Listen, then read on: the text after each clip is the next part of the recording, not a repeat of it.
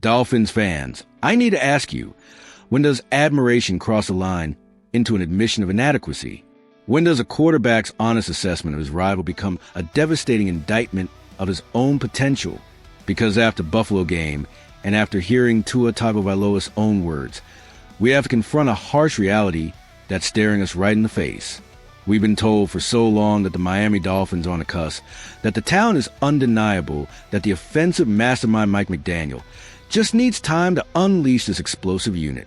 But the crushing defeat against the Bills, a game that Tyreek Hill himself called a potential season definer, has ripped open a wound many have tried to ignore.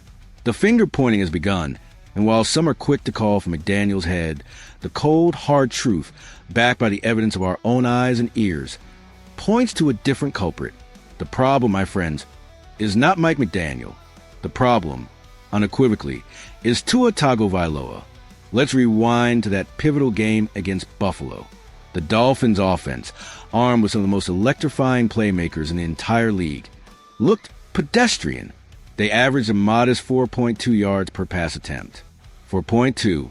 To put that into stark perspective, Tua Tagovailoa led the entire NFL in yards per attempt in 2022, averaging a staggering 8.9 yards per throw. Less than half of that production against a divisional rival in a crucial matchup. This wasn't some random anomaly. This was a deliberate, calculated game plan.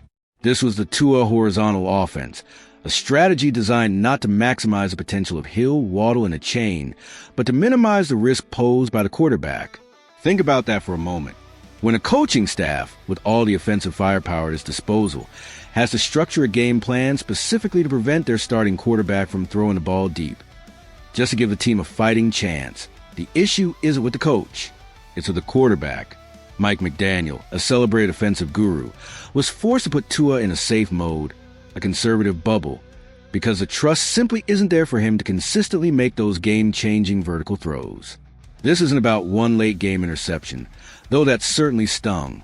This is about a fundamental lack of confidence from the sideline in their signal caller's ability to execute a truly dynamic, downfield passing attack. The safe mode kept the Dolphins in the game, barely, clinging to the edge of the cliff, while Buffalo had multiple opportunities to deliver the knockout blow. The fact that the Bills didn't capitalize is a testament to their own missteps, not Miami's offensive prowess. Now, let's play a little thought experiment. Imagine for a moment, if you will, Patrick Mahomes or even Josh Allen himself operating this Dolphins offense. Picture the sheer terror that Tyreek Hill, Jalen Waddle, and Devon Achane would strike into the hearts of opposing defenses with an elite quarterback delivering the ball. With a true gunslinger, a quarterback who can make every throw, who can extend plays with his legs, who can elevate the talent around him, this Dolphins offense wouldn't just be good.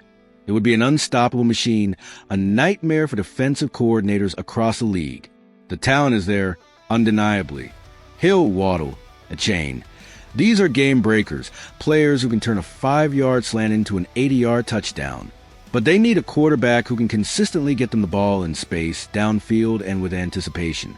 If this conservative, risk-averse approach is the best the Dolphins can do with Tua at the helm, even with this incredible arsenal of weapons, then the problem stares us in the face.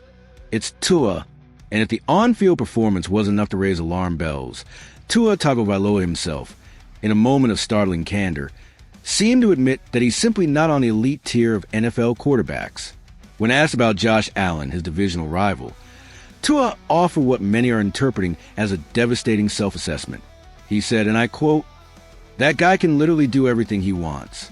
If it's not with the arm, it's with the legs. Definitely a different skill set for me. I can't do half the things he does when it comes to running with the ball, and nothing of that.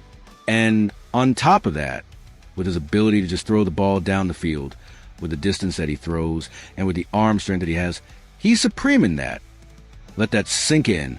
Your starting quarterback, the leader of your franchise, is openly admiring his rival, detailing all the ways he falls short. It sounds less like a professional athlete and more like a college kid marveling at his football hero. The reaction from the sports world was immediate and visceral. Stephen A. Smith, never one to mince words, expressed the sentiment many fans are feeling on First Take, stating, "If I were the Miami Dolphins front office, I'd be pissed." And he's right to be. Did Tua say this during his draft evaluations? Did he express these limitations during the interview process? To say this about another quarterback in your own division, a direct competitor, does exactly instill confidence in your own belief to compete at the highest level. It raises profound questions about his confidence, his self-perception, and ultimately, his ceiling as a franchise quarterback. Leadership in the NFL demands an unwavering belief in oneself, a conviction that you are the best, or at least capable of being the best. Tua's comments, however honest, betray a different reality. This isn't about hating on Tua. It's about a critical, objective analysis of what we're seeing and hearing. Mike McDaniel is a brilliant offensive mind, and his schemes have shown flashes of genius. But a coach can only do so much if his quarterback cannot execute the full breadth of the playbook. If the plan has to be scaled back, simplified, and made risk-averse to accommodate the quarterback's limitations, then the coach is being undermined, not failing. The Dolphins have invested heavily in this roster, surrounding Tua with generational talent. The expectation was that he would elevate them, that he would be the conductor of this high-octane orchestra.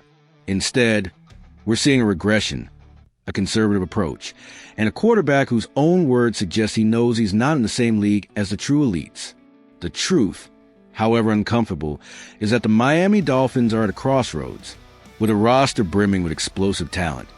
The ceiling of this team appears to be dictated not by the innovative mind of its coach, but by the limitations of its quarterback.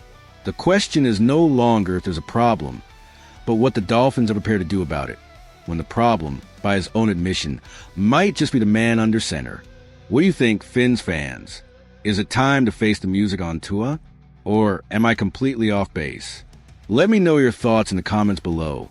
I want to hear every single one of them. And if this discussion resonated with you, hit that like button and subscribe so you don't miss our next deep dive into the heart of Dolphins football.